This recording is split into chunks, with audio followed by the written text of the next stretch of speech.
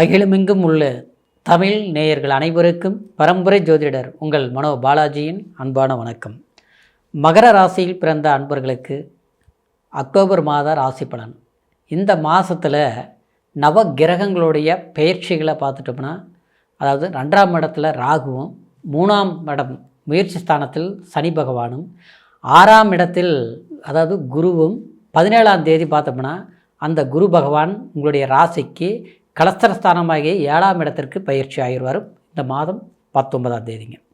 அடுத்தது பார்த்தோம்னா உங்களுடைய ராசிக்கு அதாவது 8ஆம் இடத்துல கேதுவோட சுக்கிரன் இருக்கக்கூடிய நிலையில் இந்த சுக்கிர பகவான் 9ஆம் தேதி உங்களுடைய ராசிக்கு பாக்கியஸ்தானத்துக்கு சஞ்சாரம் பண்ணுவாருங்க.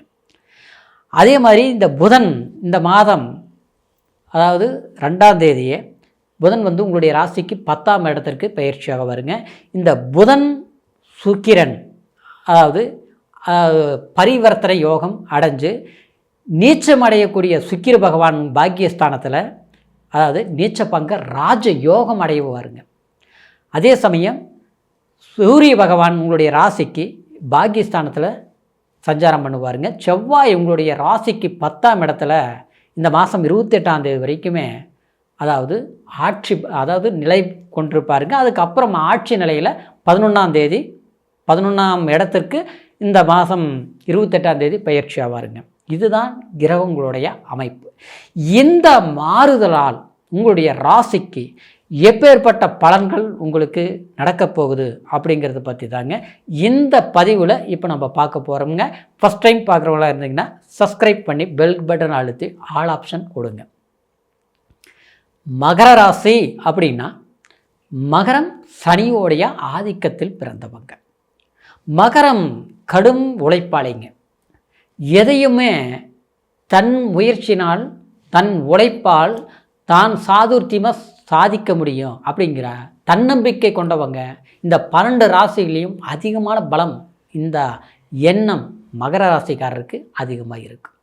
ஏன்னா அப்பேற்பட்ட உங்களுக்கு 3ஆம் இடத்தில் இருக்கக்கூடிய சனி பகவானால் கண்டிப்பாக என்னதான் நீங்கள் முயற்சி எடுத்தாலும் அதனுடைய பார்வை 3ஆம் பார்வையாக உங்களுடைய ராசிக்கு 6ஆம் இடத்தை பார்க்கறதுனாலையும், 2ஆம் இடத்துலேயே குடும்பஸ்தானத்திலேயே ராகு இருக்கிறதுனாலையும் மன குழப்பங்கள் நிறைந்த ஒரு சூழ்நிலைகளை தான் நீங்கள் கடந்த காலத்தில் நீங்கள் சந்திச்சிருந்தாலும், இந்த சமீபமாக இந்த 1 வருஷ காலம் எல்லாமே முடிஞ்சு போச்சு, 7.5 சனியெல்லாம் முடிஞ்சு போச்சுன்னு சொல்கிறாங்க, நேரமெல்லாம் மாறுறதில் ஆயிடுச்சுன்னு சொல்கிறாங்க.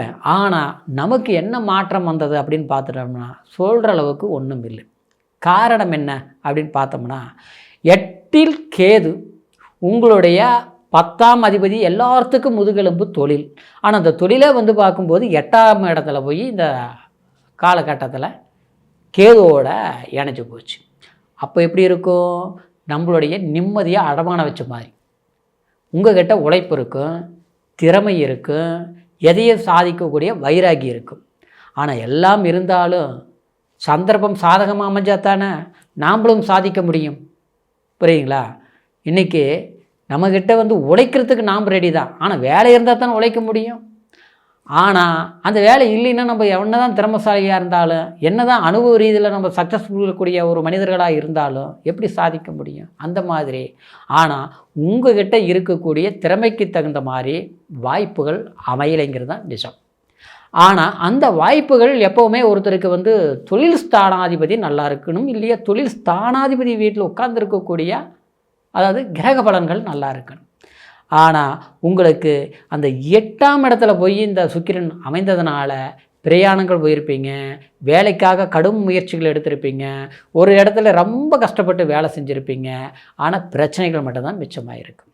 இன்னொன்று ஒரு விஷயம் சொல்ல போனோம்னாங்க, உங்களுக்கு அதாவது ஒருத்தருடைய வாழ்க்கையில் எல்லாத்த விட நமக்கு முக்கியமான ஸ்தானம் என்னென்னா அந்த 7ஆம் இடம். சரிங்களா? அப்போது அந்த 7ஆம் இடம் அப்படின்னு சொல்லக்கூடிய அந்த ஸ்தானத்தில் ஒரு வாழ்க்கை, திருமணம், அடுத்து பார்த்தோம்னா நண்பர்கள் வட்டாரம், அப்புறம் பிரயாணஸ்தானமும் 7ஆம் இடம் சொல்லலாம், உயர் கல்வி ஸ்தானமும் 7ஆம் இடம் சொல்லலாம். சரிங்களா? அப்போது அந்த ஸ்தான பலாதிபதி சூரிய பகவான் உங்களுடைய ராசிக்கு இதுக்கு முன்னால் பார்த்தோம்னா 8ஆம் இடத்துல 8ஆம் அதிபதி. சரிங்களா? அதாவது 8ஆம் ஸ்தானத்தில் சஞ்சாரம் பண்ணிகிட்டு இருந்தார். ஆனால் அது 9ஆம் இடத்துல இந்த மாதம் 17ஆம் தேதி வரைக்கும், அதாவது இணையும் போது, புதனோடு இணையும் போது கண்டிப்பாக உங்களுக்கு எதிர்பாராத ஒரு மாற்றங்கள் அப்படின்னா ஒரு முன்னேற்றம் சந்தர்ப்பமான சில சாதகமான வாய்ப்புகள் கண்டிப்பாக உண்டாகும். சரிங்களா? இன்னொன்று பார்த்தோம்னா அந்த சுக்கிரன் அந்த புதனோட அதாவது பரிவர்த்தனை யோகம் அடையும் போது அது நீச்சபங்கமும் ராஜ யோகங்கிற ஒரு நிலைப்பாடோட, அதாவது அந்த வீடு கொடுத்தவர் அதாவது புதனோடு இணைஞ்சிடுறாருங்க. அப்போது உங்களுக்கு ஆதாயமான சில தொழில் விஷயங்கள், அதாவது உழைப்பால் நமக்கு வந்து சாதிக்கக்கூடிய, நம்ம உழைச்சிருப்போம் ஆனால் பலன்கள் இல்லைன்னு சொன்னோம் பார்த்தீங்களா, அந்த வாய்ப்புகள் இந்த காலகட்டத்தில் இந்த மாதத்தில் உங்களுக்கு ஏற்படும். அப்போது புதிய தொழில் தொடங்கிறது, புதிய வாய்ப்புகளை நம்ம உருவாக்கிக்கிறது, நம்ம ஒருத்தர்னால வந்து நம்மளுடைய பணம் கூட அடுத்தவங்ககிட்ட கொடுத்துருப்போம், அது வராமல் போய் இருக்குது, அது வந்துருமா வரவே வராதாட்டு இருக்குது அப்படின்னு நினச்சிட்டு இருப்போம். சரிங்களா? கேட்டு கேட்டு பார்த்து சலிச்சு போச்சு, நம்ம வேலை பார்த்த பணம் உழைச்ச பணம் கிடைக்கலையே, ஆதங்கத்தில் இருப்போம், கிடைக்காதுன்னே நினச்சிட்டு இருப்போம். திடீர்னு பார்த்தோம்னா வந்துடும். அந்த மாதிரி விஷயங்கள்ல எப்போ நடக்கும்னா இந்த நீச்சபங்க ராஜ்யோங்கிற ஸ்தானத்தில் நடக்கும். அப்புறம் லாபாதிபதி 10ஆம் இடத்துல 28ஆம் தேதி வரைக்கும் இருக்கிறதுனாலையும், சுகஸ்தானாதிபதியாகவும் அந்த செவ்வாய் வந்து உங்களுக்கு இருக்கிறதுனாலையும், ஆனால் 10ங்கிறது தொழில் ஸ்தானமாச்சு இல்லைங்களா, அப்போது சிலர்லாம் படிச்சிருப்பீங்க நல்லா, ஏன்னா மகர ராசிக்காரரு உழைப்பில் சாதிக்கணும்னு நினச்சிட்டு கடுமையாக போராடிட்டு இருப்பீங்க. ஆனால் டிபார்ட்மெண்ட் அதாவது யூனிஃபார்ம் சர்வீஸ்ன்னு சொல்லக்கூடிய தொழில் அப்படி இதில் உங்களுக்கு அந்த வாய்ப்புகள் கைகூடி வரக்கூடிய சந்தர்ப்பங்கள் உண்டாக்கும்.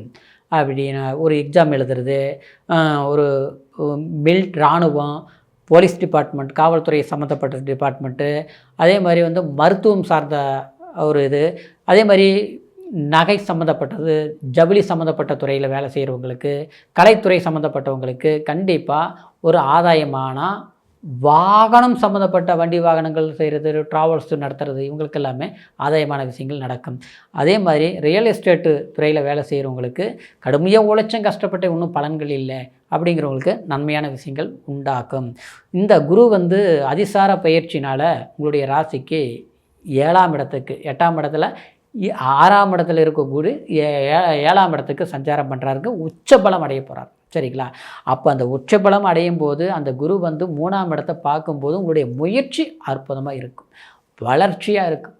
கல்யாணம் ஆகாமல் கஷ்டப்பட்டுட்டு இருக்கிறீங்க பார்த்தீங்களா, எனக்கு 30 வயசாகி போச்சு, 35 வயசாகி போச்சு, பொண்ணு அமையலை, நான் 10 வருஷமாக பொண்ணு பார்க்குறேன், ஒரு கல்யாணம் பண்ணி அதுவும் சரியில்லை, இப்படிலாம் நடக்கும் சிலருக்குலாம் பார்த்தோம்னா. ஏன்னா 7.5 சனி வேறு நடத்துது, கல்யாணம் ஆயிருக்காது, சிலருக்கு ஆயும் பிரச்சனையிலேயே போயிட்டுருக்கோம், ஆளுக்கு ஒரு பக்கம் பிரிஞ்சிருப்போம், சண்டையில் பிரச்சனை இல்லை, நல்லவன் தான், ஏன்னா எங்கிட்ட எனக்கு பார்த்தா இப்போ இந்த மாதிரி பிரச்சனை இருக்குதுன்ட்டு ரொம்ப வருத்தப்பட்டு இருப்பீங்க மகர ராசிக்காரர். ஏன்னா அந்த மாதிரி சூழ்நிலைகள் நடந்துட்டு இருக்குது.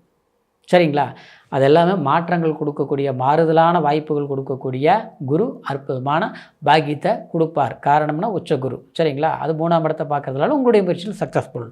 இது எந்த அளவுக்கு சாத்தியமாகும் அப்படின்னு பார்த்துட்டோம்னா, திருமணத்தை மட்டும் இல்லை, குழந்தை பாக்கியம், புத்திர பாக்கியம், வீடு, மண்மனை, இதெல்லாமே சார்ந்த விஷயங்கள் சக்ஸஸ்ஃபுல்லாக உண்டாகிறதுக்கு உண்டான வாய்ப்புகள் இருக்குதுங்க.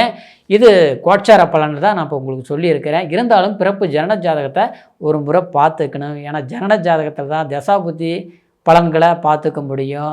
அப்புறம் லக்னம், என்ன லக்னம் தெரிஞ்சால் தான் அந்த ஸ்தான பலங்கள், எந்தெந்த யோகங்கள் இருக்குது, எந்த மாதிரி பலவீனங்கள் இருக்குது, ஜாதகத்தில் தோஷங்கள் எல்லாம் இருக்குங்க. சரிங்களா? பூர்வ புண்ணிய தோஷமெல்லாம் இருந்ததுன்னா நம்மளை வந்து கஷ்டப்படுவோம், வளர்ச்சியே ஆக மாட்டோம். அதெல்லாம் பிறப்பு ஜனன ஜாதகத்தை தான் நம்ம தெரிஞ்சுக்க முடியும்.